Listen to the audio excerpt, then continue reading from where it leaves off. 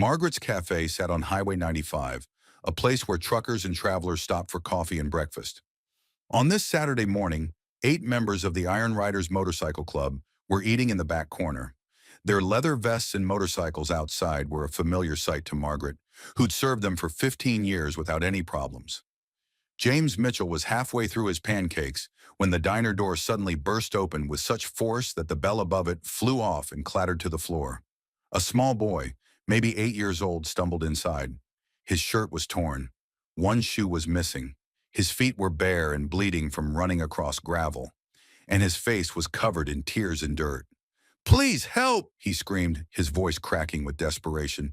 "They're beating my mama." The entire diner went silent. Forks stopped midair.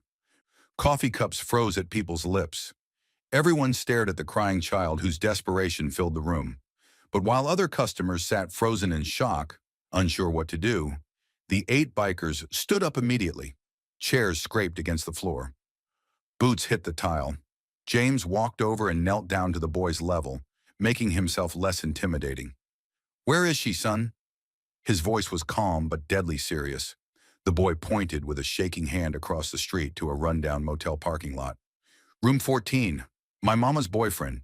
He's hurting her real bad. Please, mister. Please help her." James looked back at his brothers. 7 pairs of eyes met his, and they all nodded. No words were needed. They had taken an oath years ago when they formed this club. Protect those who can't protect themselves, especially kids. Especially women. "We've got you, kid," James said, standing up.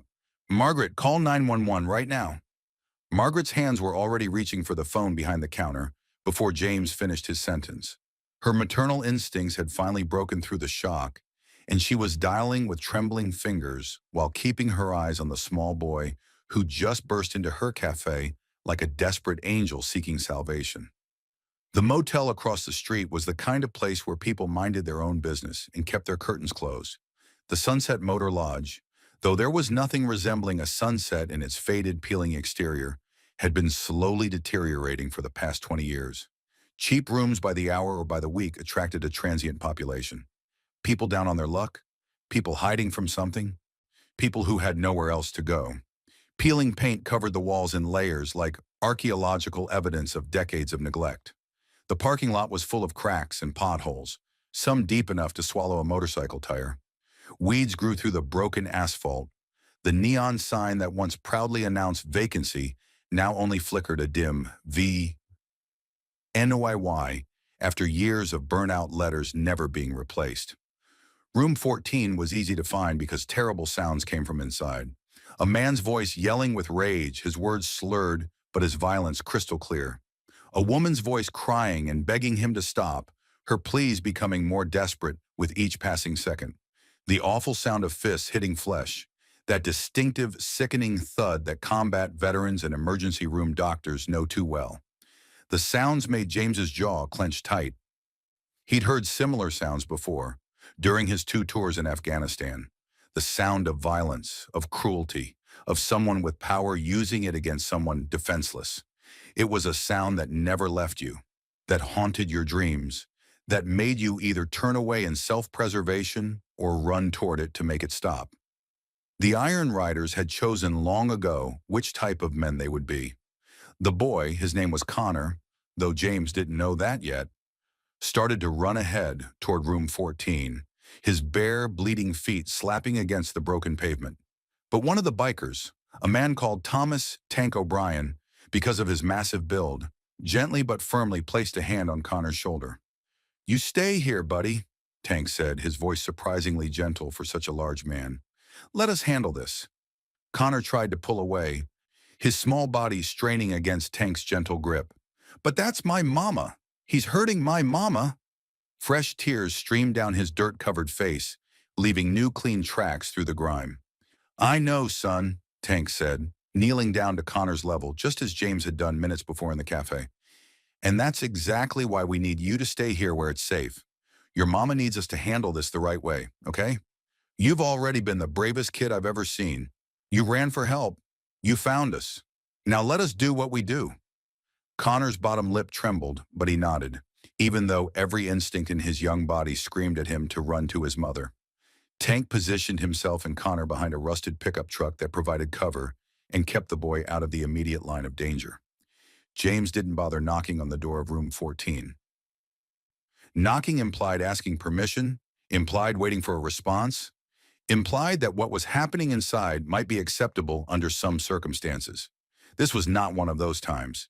He raised his right boot, a well-worn Harley-Davidson riding boot with steel reinforcement in the toe, and kicked the door with every ounce of strength in his 6'2" frame. The door, already weakened by years of neglect and cheap construction, didn't stand a chance. The lock mechanism tore completely free from the frame. The door slammed against the inside wall with a bang that echoed across the entire parking lot, loud enough that it could probably be heard back at Margaret's Cafe. Inside the small, dirty room, a woman was on the floor in the narrow space between the bed and the wall. Blood dripped from her nose and mouth, forming small red puddles on the stained carpet. Her left eye was already swelling shut, the skin around it turning that distinctive purple-black color of fresh trauma. Her lip was split open. Blood matted her blonde hair to her forehead. Her arms were raised defensively in front of her face, trying to protect herself from the next blow. Standing over her was a large man, easily over 6 feet tall, and built like someone who'd spent years in a gym lifting heavy weights. His shoulders were broad, his arms thick with muscle. He wore a stained white tank top that revealed numerous tattoos covering his arms and neck. Not the artistic kind you see in professional tattoo shops, but the crude, prison-style work done with makeshift equipment. His fist was raised high above his head, ready to bring it down on the woman again. "That's enough," James said, his voice low and dangerous. It was the same tone he'd used in Afghanistan when giving orders that he expected to be followed without question. The man, his name was Derek Thompson, though James would only learn that later, spun around fast. His eyes were wild with alcohol and rage, bloodshot and unfocused. His face was flushed red, veins visible in his forehead and neck. He swayed slightly, the way very drunk people do when they're trying to appear sober. The smell of cheap whiskey rolled off him in waves, mixing with the smell of sweat and violence that filled the small room. "Get out of here!" Derek snarled, his words slightly slurred. "This is between me and my woman. None of your damn business." "She's not your woman," James said calmly, as 7 more bikers filled the small motel room behind him, effectively blocking the only exit. Their presence made the already small room feel even more cramped and claustrophobic. 8 large men in leather vests, their combined presence creating an atmosphere of controlled menace. "And you just made it our business when her kid came running for help." Derek was big and clearly thought his size made him tough.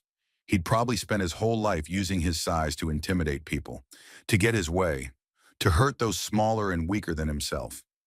He sneered at the bikers, his lip curling in contempt. "You think you scare me?" he spat, taking an aggressive step toward James. "I've been in prison. I fought guys twice as tough as you wannabe bikers. You think some leather vest makes you dangerous?" He swung a wild, looping punch at James's face, putting all his considerable weight behind it.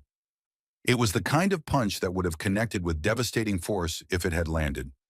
A punch thrown with rage and alcohol, and the confidence that comes from beating defenseless women and never facing consequences. Bad choice, very bad choice. Before we continue this story, tell us where in the world you're watching from. Also, please subscribe to the channel. It will help us bring you more inspiring stories every day. James Mitchell had spent 4 years in the Marine Corps before his time as a contractor in Afghanistan. He'd received hand-to-hand combat training from some of the best instructors in the military. More importantly, he'd been in actual combat situations where hesitation meant death. His reflexes had been honed by years of genuine danger, not gym fights or bar brawls. James caught Derek's fist in midair, his hand closing around Derek's wrist like a steel trap. In one smooth, practiced motion, he twisted Derek's arm with precise force, using the man's own momentum against him, and drove him face first into the wall. It was a single, clean, efficient move that spoke of professional training and real experience. Derek's face hit the drywall with a satisfying crack, and he dropped to his knees, dazed and confused about what had just happened. 2 bikers, Matthew Hawk, Sullivan, and Patrick Reynolds, immediately grabbed Derek's arms and held him down against the filthy carpet. Derek tried to struggle, but whatever fight had been in him was rapidly draining away as the reality of his situation became clear. He wasn't facing a defenseless woman anymore. He was facing 8 men who actually knew how to fight, who weren't drunk, who weren't going to back down.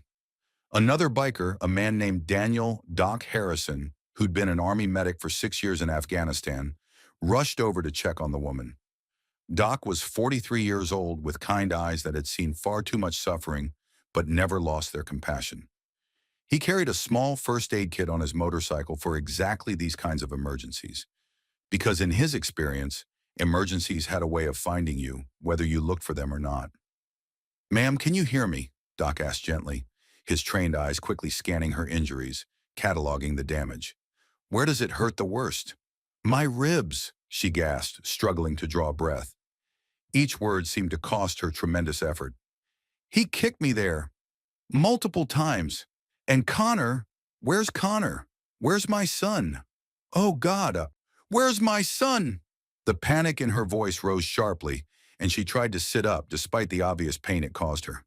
The terror of not knowing where her child was temporarily overrode even the physical agony of her injuries. "Right here, Mama."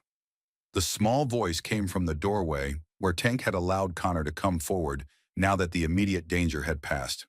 The boy pushed past the wall of bikers and threw himself toward his mother, wrapping his small arms around her as carefully as he could, though his control was limited by his age and his overwhelming relief at seeing her alive. "I got help, Mama," Connor sobbed, his words tumbling out between gasps and tears. "The bikers came. Just like you always said. I found help and they came. You're safe now. You're safe."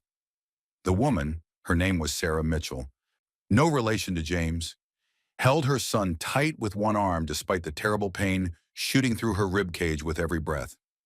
Tears streamed down her bruised and swollen face as she looked up at James with her one good eye, the other completely swollen shut now. "Thank you," she whispered, her voice hoarse from screaming and crying. "Thank you so much. He would have killed me this time. I know he would have. This was the worst it's ever been." James nodded once, his jaw tight with suppressed anger. Not at Sarah, but at Derek, at the situation, at a world where this kind of thing happened at all. "Not today," he said quietly. "Not ever again." Within minutes, the sound of sirens filled the air, growing louder as they approached. Sheriff William Peterson pulled up in his patrol car with an ambulance right behind him. Both vehicles' lights painting the dreary motel parking lot in alternating flashes of red and blue. Sheriff Peterson was a good man, 58 years old and counting down the days to his retirement in 2 years. He'd been sheriff of this county for 23 years and had seen just about everything humans could do to each other. He knew the Iron Riders well.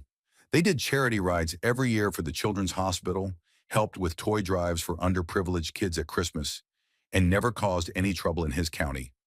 In fact, they'd helped him out on more than one occasion, like the time they'd organized a search party that found a missing Alzheimer's patient who'd wandered away from the nursing home. "What happened here, James?" Sheriff Peterson asked, surveying the scene with experienced eyes that missed nothing. The broken door, the woman on the floor being attended to by paramedics who'd rushed in with their equipment, the large man being held down by 2 bikers, the small boy clinging to his mother. "Kid ran into Margaret's cafe crying for help," James explained simply, his voice flat and factual. "Said his mama's boyfriend was beating her. We found Derek here doing exactly that. We stopped him. That's the whole story." James deliberately didn't mention that he'd kicked the door in, didn't mention the physical confrontation with Derek. The sheriff would piece together the sequence of events well enough on his own, and James knew Peterson well enough to trust his judgment about what needed to be said and what could be left unsaid. The sheriff looked at Derek, still being held by Matthew and Patrick, then at Sarah being carefully loaded onto a stretcher by paramedics. Connor refused to let go of his mother's hand and was climbing into the ambulance with her, his small body pressed against her side as if he could protect her through sheer proximity. Sheriff Peterson had responded to calls about Derek Thompson before, 3 times in the past 6 months, actually. Each time, Sarah had been too scared to press charges. She'd made excuses. She'd minimized the violence. She'd protected her abuser because the alternative, leaving him, Pressing charges, facing his retaliation, seemed even more terrifying than staying. Peterson understood why victims did this. He'd seen it hundreds of times over his career, but understanding it didn't make it any less frustrating, didn't make the cycle of violence any easier to break. "Sarah," the sheriff said gently, walking over to where the paramedics were preparing to transport her. "Do you want to press charges this time?" Sarah looked at Derek, who was glaring at her with pure hatred burning in his bloodshot eyes. Even now, even held down by two large men with a sheriff standing right there, Derek's expression promised retribution. It was a look Sarah had seen before, a look that had kept her trapped in this nightmare for 8 months. Then she looked at the wall of bikers standing between her and danger. 8 men she didn't even know, men who had risked themselves to save her, men who'd answered her son's desperate plea without hesitation, without asking what was in it for them, without calculating the cost. "Yes," she said, and her voice was stronger than it had been in months. The word came out clear and firm, as if saying it aloud had given her strength she didn't know she still possessed. "I want to press charges for everything he's done." Sheriff Peterson smiled grimly, a tight expression that held no humor but considerable satisfaction. "Good. Derek Thompson, you're under arrest for assault and battery, domestic violence, assault in front of a minor, and about 6 other charges I'll think of on the way to the station." As Derek was hauled away in handcuffs, still struggling against the officers, he shouted back at Sarah with venom in his voice. "I'll be out tomorrow. My brother owns a bail bonds company. I'll make bail and I'll find you. You can't hide from me, Sarah. I know where you work. I know where you live. I know everything about you." "No," James said quietly, stepping directly into Derek's line of sight, blocking his view of Sarah and the ambulance. His voice was calm but carried absolute certainty. "You won't." Derek tried to lunge toward James, but the 2 deputies holding him jerked him backward. "What are you going to do about it, old man?" Derek snarled. "You can't watch her forever." James just smiled, a cold, dangerous smile that didn't reach his eyes. "Try us." That evening, as the sun was setting and painting the Tennessee sky in shades of orange and purple, James and 2 of his brothers, Doc Harrison and Tank O'Brien, visited the county hospital. They found Sarah in a room on the 3rd floor of the surprisingly modern facility, a recent addition funded by a combination of federal grants and local fundraising. Connor was curled up beside her on the narrow hospital bed, both of them sleeping peacefully. It was probably the first real rest either of them had gotten in months, the first sleep without fear, without listening for footsteps in the hallway, without wondering when the next explosion of violence would occur. A nurse named Catherine approached them quietly in the hallway outside Sarah's room. She was in her mid-50s, with gray-streaked hair pulled back in a practical ponytail, and the competent, no-nonsense manner of someone who'd spent decades in emergency medicine. "You're the bikers who saved her, aren't you?" Catherine asked, her voice barely above a whisper so as not to wake the sleeping mother and child. "We helped," James said, feeling uncomfortable with being called a hero. Heroes were soldiers who threw themselves on grenades to save their platoon. Heroes were firefighters who ran into burning buildings. He'd just done what any decent person should do. Catherine's eyes were fierce with emotion, though her professional composure remained intact. "She told me everything while we were treating her. That monster has been terrorizing her for 8 months straight. She tried to leave him twice before. Both times he found her and beat her even worse than the time before. She was running out of options, running out of hope, running out of places to hide." "She's got options now," James said firmly. "She's got hope now, too." When Sarah finally woke up an hour later, late-night darkness visible through the hospital room window, she immediately started crying again. But these tears weren't from physical pain, though her ribs still ached terribly despite the pain medication. These tears were relief mixed with fear, hope mixed with dread. "He'll make bail," she said, her voice shaking. "He always does. His brother Travis owns Thompson Bail Bonds, biggest one in 3 counties. Derek will be out by tomorrow morning at the latest, and he knows where I live. He knows where I work. He knows everything about me. He knows my routine, my friends, where Connor goes to school. There's nowhere I can hide that he won't eventually find me." James pulled up the uncomfortable vinyl chair that sat beside her bed and settled his large frame into it. Not this time. And even if he somehow does get out, I promise you he'll have to go through all of us first. He gestured to Doc and Tank, who stood in the doorway like sentinels. And we don't plan on moving. I don't understand, Sarah said, confusion mixing with gratitude on her battered face. Why are you doing this for us? You don't even know who we are. We're nobody. We're just... Your boy had real courage today, James interrupted gently, glancing at Connor, still sleeping peacefully beside his mother, his small hand clutching the edge of her hospital gown, even in sleep. He could have frozen. He could have hidden. Instead, he ran for help, ran to complete strangers, and trusted that we'd answer. That took guts. Real guts. Can't walk away from courage like that. The Iron Riders called an emergency meeting at their clubhouse that same night, around 10 p.m. The clubhouse was an old converted warehouse on the edge of town, purchased collectively by the club 15 years ago. They'd renovated it themselves, installed a full bar, a commercial kitchen, a meeting room, and a lounge area with pool tables and comfortable seating. 23 members showed up within an hour of the emergency call going out. Word had spread fast about the motel rescue, and everyone wanted to know what happened next. This was more than curiosity. This was club business, and club business required consensus. Sarah Mitchell and her son Connor need our protection, James explained to the assembled group, standing at the front of the meeting room. Derek will probably make bail within a few days. When he does, he'll come looking for them. She has no money saved up because she's been running from him for months, spending everything she had on cheap motels and trying to stay one step ahead. She has no family in this area. Her parents disowned her years ago, and she's an only child. She has no safe place to go, no support system. She's completely vulnerable. The club president, a tough Vietnam veteran named Robert Axe Patterson, leaned back in his chair at the head of the table and thought carefully. Axe was 68 years old, with a white beard, weathered face, and eyes that had seen combat in the jungles of Southeast Asia 50 years ago. He'd founded the Iron Riders in 1979, and his word was law within the club.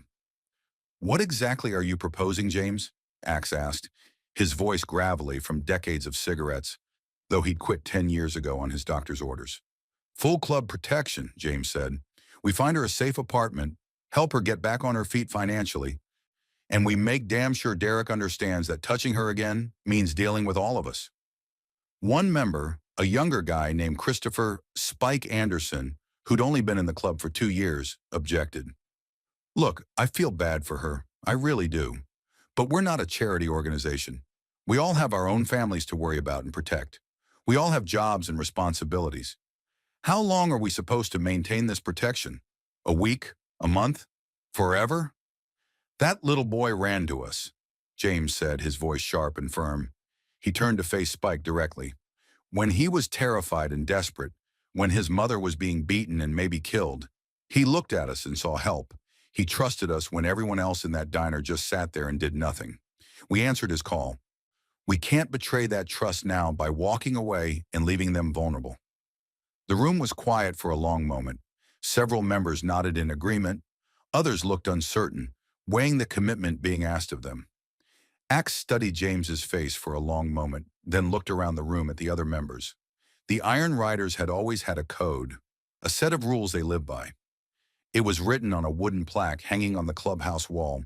We ride for freedom. We stand for justice. We protect the vulnerable. It's what separated them from criminal motorcycle gangs, from the 1%ers who gave all bikers a bad name. It's what gave them respect in their community instead of fear. Motion passes, Axe finally said, bringing his fist down on the table with a solid thump. James, you're the point man on this operation. Figure out what they need and make it happen. Anyone who wants to volunteer their time or resources, coordinate with James. This is now official club business. By Monday morning, the rescue had hit every local news channel. Bikers Save Woman from Brutal Assault played on repeat across 3 different stations. The cafe's security footage, grainy but clear enough, showed Connor running in desperately, showed the bikers' immediate response without hesitation, showed them emerging from the motel with Sarah safely away from her attacker, showed Derek being taken away in handcuffs.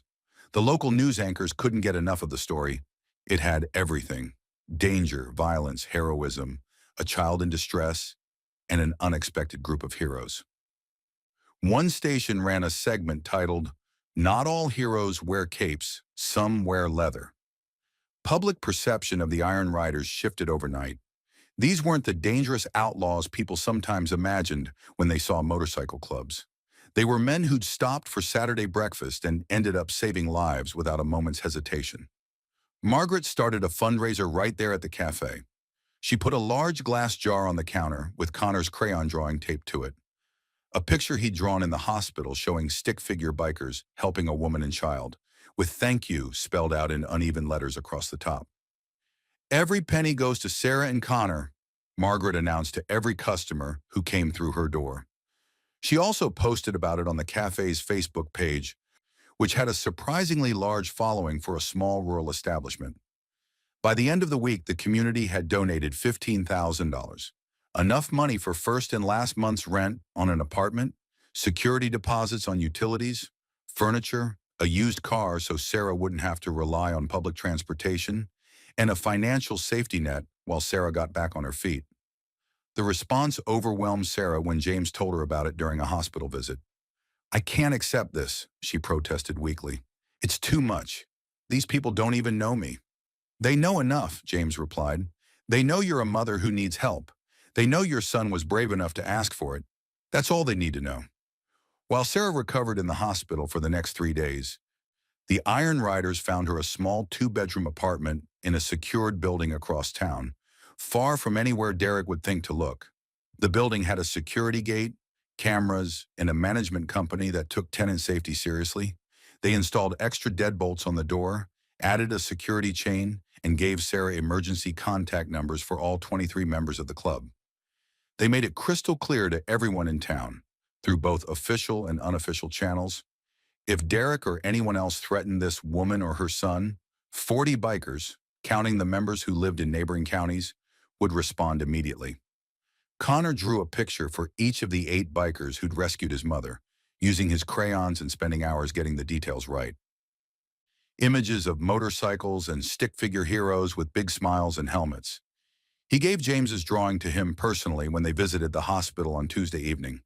The drawing showed a tall man in a black leather vest helping a small boy in a red shirt. "Thank you for saving my mama," was spelled out in shaky letters across the top. James Mitchell, a tough man who'd seen combat in Afghanistan, who'd watched friends die, who'd spent 20 hard years on the road dealing with life's harsh realities, felt his eyes sting with tears. He cleared his throat roughly. "This is going on my refrigerator at home, kid," he said, his voice slightly thick with emotion. "Right where I can see it every single day." 4 days later, exactly as Sarah had predicted, Derek made bail. His brother Travis paid the bond company $50,000, 10% of Derek's $500,000 bail, and Derek walked out of county jail at 8:01 a.m. on Thursday morning.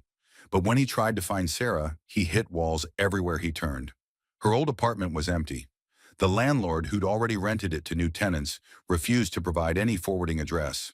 Her old phone number was disconnected, replaced with a new number from a prepaid phone that Derek had no way of tracking. Her new address was unlisted, protected by privacy laws and the deliberate help of local officials who'd been briefed on the situation. She had a new job at an auto parts store that happened to be owned by one of the Iron Riders members. A man named Robert Chen, who'd made it very clear to his entire staff that Sarah's whereabouts were confidential information that would never be shared with anyone.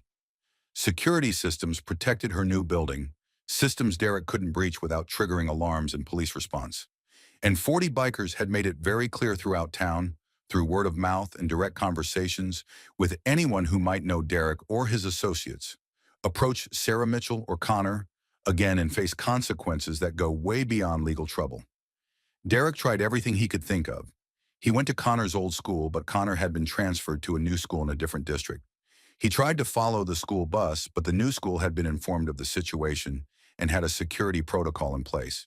He tried hiring a private investigator, but the investigator took his money and then, after a quiet conversation with Sheriff Peterson, informed Derek that he couldn't help him. Finally, in desperation and growing rage, Derek tried filing a harassment complaint against the Iron Riders, claiming they'd threatened him illegally and were interfering with his right to see his girlfriend and her son. Sheriff Peterson actually laughed when he read the complaint, a genuine, from-the-belly laugh that echoed through his office. "Let me get this straight, Derek," the sheriff said, looking up from the paperwork with incredulous amusement. "You beat a woman in a motel parking lot in front of multiple witnesses, including her 8-year-old son. These bikers stopped you from potentially killing her. That's not harassment. That's called civic duty. Your complaint is denied. Case dismissed." "But they're threatening me," Derek protested. "They said if I go near her, I'll regret it. That's intimidation. That's illegal." "Show me one actual threat," Peterson said calmly. "Show me one direct statement where they said they would harm you. From what I understand, they simply informed you and others that Sarah is under their protection. That's not a threat. That's a statement of fact. Now get out of my office before I find a reason to violate your bail conditions." Realizing he was beaten, his brother's bail money wasted, and facing a court date that would almost certainly result in jail time, Derek finally left town. He was last spotted 2 states away in Nevada, finally understanding that Sarah Mitchell was completely untouchable and that pursuing her would only make his legal situation worse. Sarah got a job as a waitress at Margaret's Cafe, the exact place where her salvation had begun. It seemed fitting somehow, poetic even. Margaret was so impressed by Sarah's resilience, work ethic, and genuine appreciation for the opportunity that she paid her fairly, well above minimum wage, and provided flexible hours so Sarah could match Connor's school schedule. "You're family now," Margaret told Sarah on her first day. "This cafe has always been about family, whether blood relation or chosen family. You and Connor are part of that now." Connor started 2nd grade at Riverside Elementary School near their new apartment. On his first day, James and 7 other Iron Riders escorted him on their motorcycles. Not aggressively or intimidatingly, they stayed at a respectful distance, didn't enter the school grounds, and didn't make a scene. But their presence was unmistakable. 8 motorcycles forming a protective barrier that announced clearly to any potential threat, "This child is protected by people who will not hesitate to act if necessary." The other 2nd graders thought it was the coolest thing they'd ever seen. Connor beamed with pride all day, becoming instantly popular with classmates who wanted to know everything about the bikers who saved your mom. 1 year after the rescue, on a bright Saturday morning in late September, Margaret's Cafe held a celebration. The parking lot was packed with motorcycles, cars, and even a few news vans that had gotten wind of the anniversary event. Inside, the cafe was decorated with balloons and banners. A large cake sat on the counter with "Thank you, Iron Riders," written in blue frosting. The local mayor was there, as was Sheriff Peterson, and seemed like half the town had shown up. Sarah stood up to speak publicly for the first time since everything had happened. She wore a simple blue dress and held Connor's hand tightly as she addressed the crowd. Her face had healed completely. No more bruises, no more swelling. But more than that, she looked different in a way that went beyond physical healing. She stood straighter. She smiled more easily. The constant fear that had haunted her eyes was gone. "A year ago," Sarah began, her voice strong and clear, "my son ran into this place begging strangers for help. He had every reason to believe that nobody would answer, that nobody would care enough to get involved. But these bikers didn't hesitate even for a second. They gave us our lives back. They gave us hope.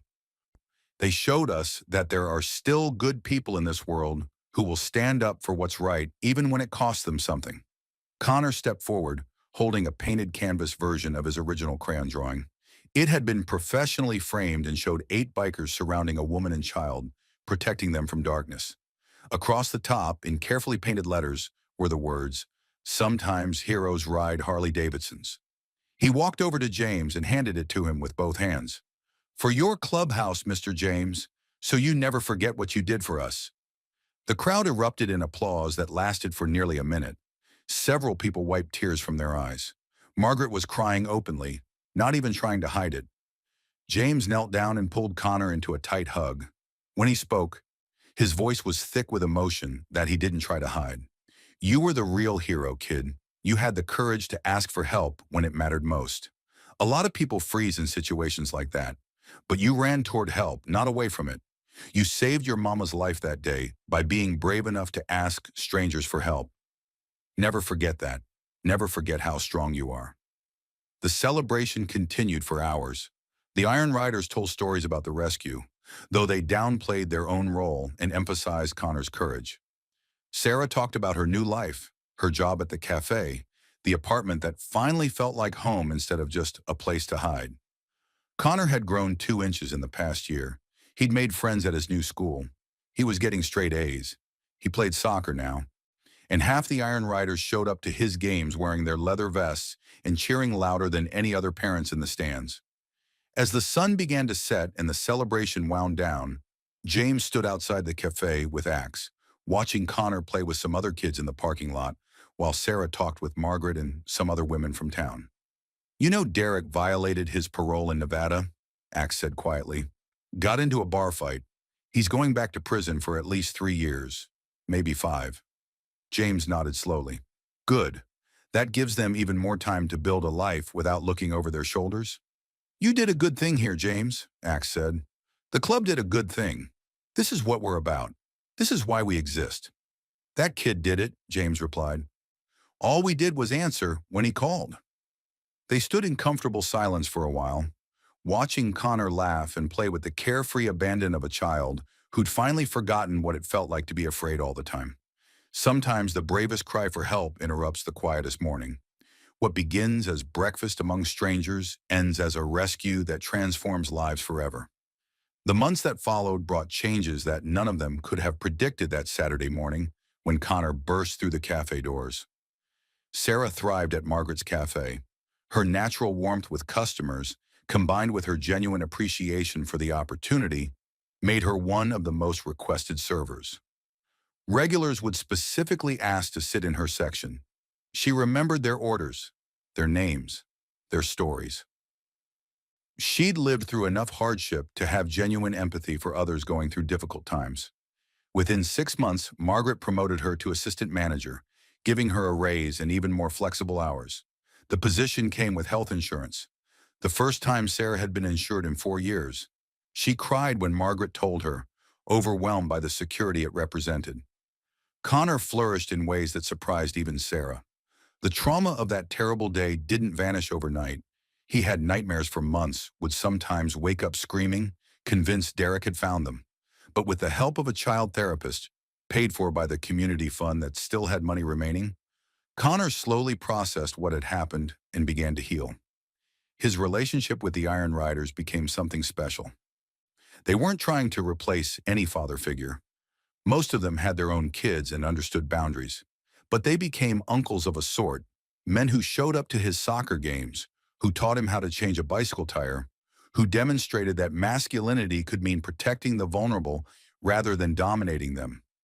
James, in particular, developed a close bond with Connor. Every other Saturday, Connor would spend a few hours at James's motorcycle repair shop. James taught him about engines, about mechanics, about the satisfaction of fixing things with your own hands. Connor was bright and eager to learn, asking endless questions that James answered with patience he didn't know he possessed. "You're good with him," Doc Harrison observed one Saturday afternoon, watching James show Connor how to check oil levels on a motorcycle. "He's a good kid," James replied simply. "Makes it easy." "His mom's doing well too," Doc continued. "Saw her at the cafe yesterday. She looks happy, really happy, not just pretending." James nodded, wiping grease from his hands with a shop rag. "She's been through hell and came out the other side. That takes strength most people don't have." What James didn't mention, what he was still figuring out himself, was that he'd started looking forward to Saturdays at the cafe not just for the breakfast and the brotherhood, but for the chance to talk with Sarah. She'd bring coffee to their table with a smile that made something in his chest tighten.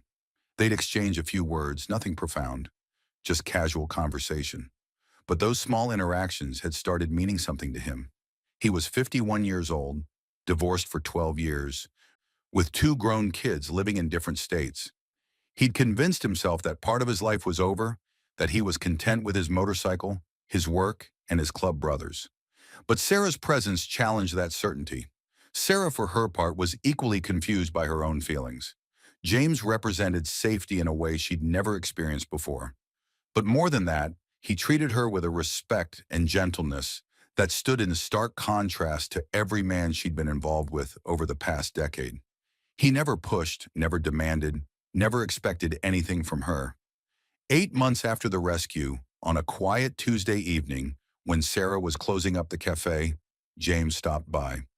This wasn't unusual. He often came by for coffee, but this time he seemed nervous, fidgeting with his keys. "Sarah," he started, then paused. For a man who'd faced combat and never flinched, asking a woman out was apparently terrifying. "I was wondering if maybe you'd like to have dinner sometime. Not at the cafe. Somewhere nice. With me. If you want. No pressure." Sarah's first instinct was panic.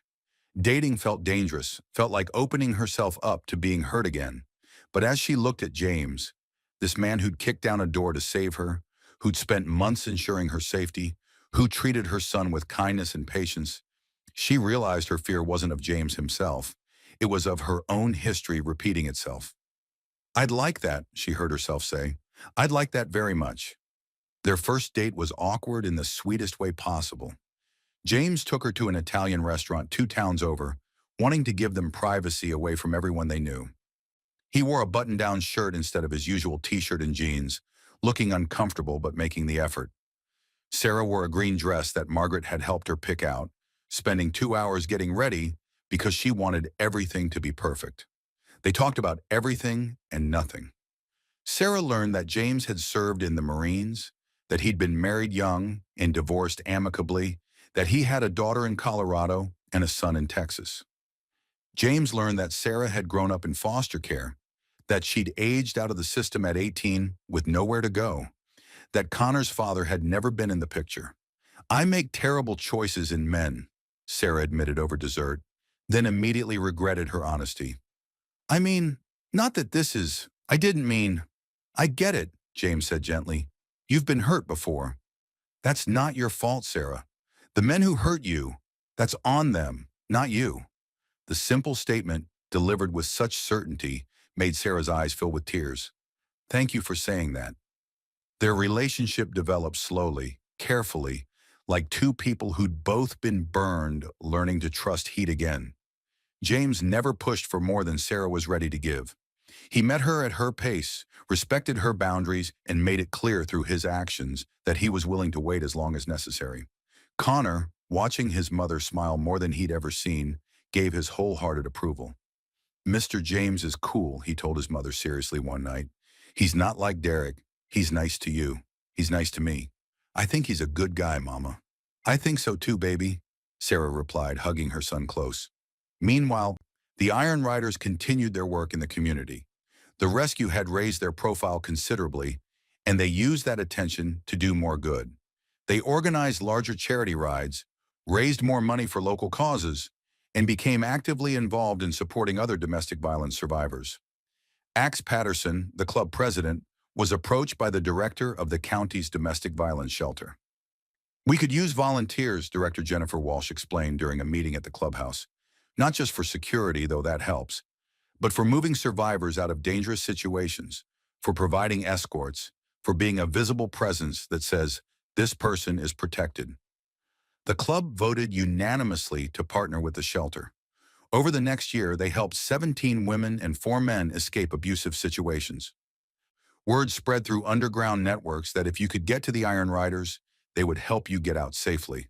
Not every rescue was as dramatic as Sarah's. Most were quieter, helping someone move their belongings while their abuser was at work, providing transportation to a safe location, standing guard during custody exchanges. But each one mattered. Each one saved a life that might otherwise have been destroyed. The local news did a feature story on the club's work with domestic violence survivors. The segment aired during prime time, showing interviews with survivors, faces hidden, voices disguised, who credited the Iron Riders with saving their lives. It showed footage of charity rides, of bikers volunteering at the shelter, of the respect they'd earned in their community. "We're not heroes," James told the reporter during his interview. "We're just people who decided that standing by and doing nothing wasn't an option. Anyone could do what we do. They just have to decide that other people's safety matters more than their own convenience. The segment went viral, shared millions of times across social media. The Iron Riders received messages from motorcycle clubs across the country asking for advice on starting similar programs. Axe and James ended up creating a handbook, a guide for how other clubs could partner with local domestic violence resources effectively and safely. 2 years after the rescue, on Connor's 10th birthday, the Iron Riders threw him a party at their clubhouse. 40 bikers showed up, along with Connor's school friends and their parents, who were initially nervous but quickly realized these were the friendliest bikers they'd ever met. There was a bounce house in the parking lot, a massive cake, and a pile of presents that made Connor's eyes go wide. But the gift that made him cry happy tears was from James, a small dirt bike, perfectly sized for a 10-year-old, painted in the Iron Riders colors. "Now you can learn to ride properly," James said, ruffling Connor's hair, "with proper safety gear and adult supervision." "Thank you, Mr. James." Connor threw his arms around James's waist, squeezing tight. "This is the best present ever." Sarah watched the interaction with tears in her own eyes. James had asked her permission weeks ago, wanting to make sure she was comfortable with the gift. She'd said yes because she trusted James completely, trusted him with her son, with her heart, with her future. Later that evening, after the party wound down and Connor was showing off his new bike to the remaining club members, James pulled Sarah aside. "I have something for you too," he said, reaching into his pocket. Sarah's heart skipped. They'd been dating for over a year now, taking things slow but steady. She'd moved past her fears enough to let James into her life fully, to introduce him as her boyfriend, to imagine a future that included him. But James didn't pull out a ring box. Instead, he pulled out a set of keys. "I know you and Connor are happy in your apartment," James said carefully, "and there's no pressure to change anything. But I bought a house last month. 3 bedrooms, nice yard, good neighborhood. I was thinking that maybe when you're ready, you and Connor might want to move in, have more space, have a real home." Sarah stared at the keys, then at James, then back at the keys. "You bought a house?" "With you in mind, yeah," James admitted. "I know it's a big step. Like I said, no pressure. But I want a future with you, Sarah. With both of you. I want Connor to have his own room, a yard to play in. I want us to be a family. Whenever you're ready for that." Sarah took the keys with trembling hands. "Can we see it?" The house was perfect. A modest 3-bedroom ranch with a large backyard, located in a safe neighborhood with good schools. James had already furnished it, including setting up 1 bedroom specifically for Connor, complete with posters of motorcycles and a desk for homework. "I can't believe you did all this," Sarah whispered, walking through the rooms with wonder. "You deserve it," James said simply. "You and Connor both deserve a real home, not just an apartment you're renting. This is yours, Sarah. Title's in your name. Whether we stay together or not, this house is yours and Connor's. I want you to have security, real security, that nobody can take away." That's when Sarah knew, with absolute certainty, that she'd found something she'd been searching for her entire life. Not just love, but safety and partnership and home. "Yes," she said, turning to face James. "Yes, we'll move in. Yes to all of it." 3 months later, Sarah and Connor moved into the house. The Iron Riders helped, of course, arriving with pickup trucks and trailers to move furniture, boxes, and Connor's growing collection of motorcycle magazines. What would have taken Sarah days to accomplish alone took 4 hours with help. Margaret closed the cafe early that day so she could come by with food for everyone, sandwiches, cookies, and gallons of sweet tea. She walked through the house with satisfaction, seeing Sarah finally settled in a place that was truly hers. "You've come a long way, honey," Margaret said, hugging Sarah tight. "I'm so proud of you." "I couldn't have done it without all of you," Sarah replied, her voice thick with emotion. "You, James, the club. You all saved my life. Not just that day, but every day since." Connor's transition to his new school went smoothly. The principal, forewarned by James about Connor's history, kept a quiet eye on him and made sure he felt welcome and safe. Connor joined the school's STEM club, made new friends, and continued to excel academically. His relationship with James deepened as they lived under the same roof. James taught him to fish, to camp, to fix things around the house. He helped with homework, attended parent-teacher conferences, and showed up to every soccer game without fail. He never tried to replace Connor's absent father. He simply became the father figure Connor had never had. One evening, about 6 months after they'd moved in, Connor asked Sarah, "Can I call James Dad?" Sarah's eyes filled with tears. "Have you asked him if that's okay?" "Yeah," Connor said. "He said it's okay with him if it's okay with you. He said he'd be honored." "Then yes, baby," Sarah said, pulling her son close. "Yes, you can." 4 years after that desperate Saturday morning, James and Sarah got married in a small ceremony at the Iron Riders clubhouse. Connor was the best man, standing proud in his suit that matched James's. All 43 club members attended. The Iron Riders had grown, along with what seemed like half the town. Margaret catered the reception, refusing to accept payment. "This is my gift to you," she insisted. "Watching you build this life, this family, it's been one of my greatest joys." Sheriff Peterson attended in his dress uniform, bringing his wife. He'd been elected to another term, pushing back retirement because he felt he still had work to do. "Plus," he told James with a grin, "I need to keep an eye on you troublemakers." Even Axe Patterson got a little misty-eyed during the ceremony, though he'd deny it if asked. He'd seen a lot in his 70 years, but watching James, his friend, his brother, stand up there promising forever to a woman he'd saved 4 years ago, well, it reminded Axe why they did what they did. During the reception, Doc Harrison pulled Sarah aside. "I need to tell you something," he said, his tone serious. Sarah's heart skipped with worry. "What is it?" "That day, 4 years ago, when we got to that motel room," Doc paused, choosing his words carefully. "Your injuries were severe, Sarah. Another few minutes and things could have gone very differently. Derek was escalating. You know that, right?" Sarah nodded slowly. She'd had the same thought many times over the years.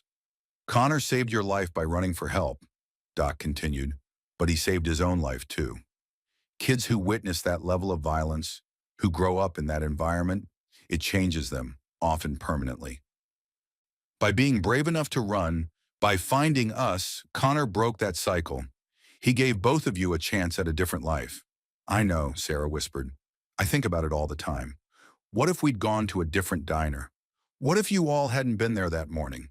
What if—" "But we were there," Doc interrupted gently. "That's what matters. You're here now. Connor's here. You're safe, you're loved, and you're building a beautiful life. Don't waste time on what-ifs. Focus on what is." Sarah hugged Doc tightly. "Thank you for everything. Not just that day, but every day since." Connor grew up to become a remarkable young man. Inspired by Doc Harrison, he decided he wanted to become an EMT, eventually planning to attend medical school. He volunteered at the community center, teaching younger kids about bike safety and stranger danger. He spoke occasionally at schools about domestic violence, about the importance of seeking help, about how asking for assistance isn't weakness, but courage. The crayon drawing he'd made that day, the one Connor had given James, still hung in the clubhouse, framed and prominently displayed. Beneath it, Axe had mounted a plaque with words that captured the Iron Rider's entire philosophy. "Sometimes the bravest souls are the smallest. Sometimes heroes answer calls they never expected. We ride for freedom. We stand for justice. We protect those who cannot protect themselves." New club members were told Connor's story during their initiation. It became part of the Iron Riders' identity, a reminder of why they existed beyond just being motorcycle enthusiasts. They weren't just a club, they were a brotherhood dedicated to making their community safer. The partnership with the domestic violence shelter expanded. The Iron Riders raised hundreds of thousands of dollars through their annual charity rides. They hired a part-time coordinator specifically to handle requests from people trying to escape abusive situations. They trained all their members in de-escalation techniques, in how to recognize signs of abuse, in proper protocols for helping survivors. Other motorcycle clubs across the country reached out, inspired by what the Iron Riders had built. Some started similar programs in their own communities. A national network began forming, informal but effective, of motorcycle clubs committed to fighting domestic violence and supporting survivors. James and Sarah's marriage thrived. They had their struggles, of course. Sarah sometimes still had nightmares, still flinched at sudden loud noises. James had his own demons from his military service, but they faced everything together, with patience and communication and the absolute certainty that they were partners in every sense of the word. On the 5th anniversary of the rescue, Margaret's Cafe held another celebration. It had become an annual tradition, a day to remember how everything changed, how a small boy's desperate cry for help had rippled outward in ways none of them could have imagined. Connor, now 13 and growing tall, stood before the crowd of friends, family, and bikers. 5 years ago, I was the most scared I'd ever been in my life, he said, his voice steady despite the emotion.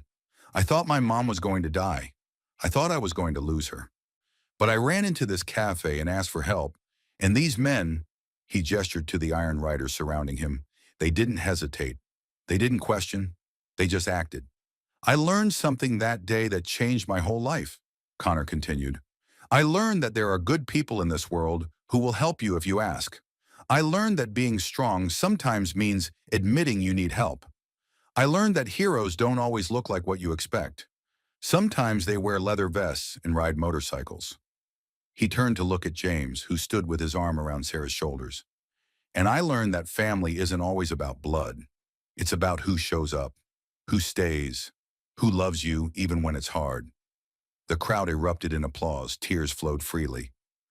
Margaret grabbed a box of tissues from behind the counter and started passing them around. Later, as the sun set and painted the Tennessee sky in brilliant oranges and purples, James and Sarah stood in the parking lot watching Connor laugh and joke with some of the younger club members. Their hands were intertwined, their shoulders touching, their hearts full. Do you ever think about that morning? Sarah asked quietly. About how randomly it all happened? If you'd gone to a different diner? If Connor had run a different direction? I think about it all the time, James interrupted, squeezing her hand. But not the what-ifs. I think about how glad I am that we were there, that we could help, that something that started so terribly ended up bringing me the greatest gift of my life. What gift? Sarah asked him, though she thought she knew. You, James said simply, turning to face her. You and Connor, this family we've built, this life we have. Yeah, it started with violence and fear and desperation. But look at where we are now. Look at what grew from that terrible moment. Sarah leaned into him, resting her head against his chest, listening to his heartbeat, steady, reliable, constant. I love you, she whispered. I love you too, James replied, pressing a kiss to the top of her head. Both of you, always. Connor glanced over at his parents and grinned, giving them a thumbs up before turning back to his conversation. He was happy, healthy, and whole, a testament to resilience, to the power of asking for help, to the difference that good people can make when they choose to act. Sometimes the bravest cry for help interrupts the quietest morning. What begins as breakfast among strangers ends as a rescue that transforms lives forever. Real heroes answer calls they never expected to receive, and in doing so, they changed not just one life, but dozens, creating ripples of goodness that spread far beyond that initial moment of courage. The Iron Riders continued their work year after year, helping those who needed it most. New members joined, drawn by the club's reputation and values. Old members remained, committed to the brotherhood and the mission. And through it all, Connor's crayon drawing hung on the clubhouse wall, a reminder that sometimes the smallest voices cry the loudest, and that answering those cries can change everything. If this story moved you, remember that there are Iron Riders everywhere. Maybe not wearing leather vests, but people willing to help if you ask. People who will stand up for those who can't stand up for themselves. People who believe that doing nothing isn't an option when someone needs help. Be like the Iron Riders. Be like Connor, brave enough to ask. Be like Margaret, willing to open her doors and her heart. Be like the community that rallied around a mother and son they didn't know. Because in the end, we're all just one desperate moment away from needing help ourselves, and we're all capable of being the help that someone else desperately needs. If this story moved you, hit that like, subscribe, and bell icon. Tell us in the comments, would you stand up for a stranger like these bikers did? Until next time, ride safe and stand up for those who can't stand up for themselves.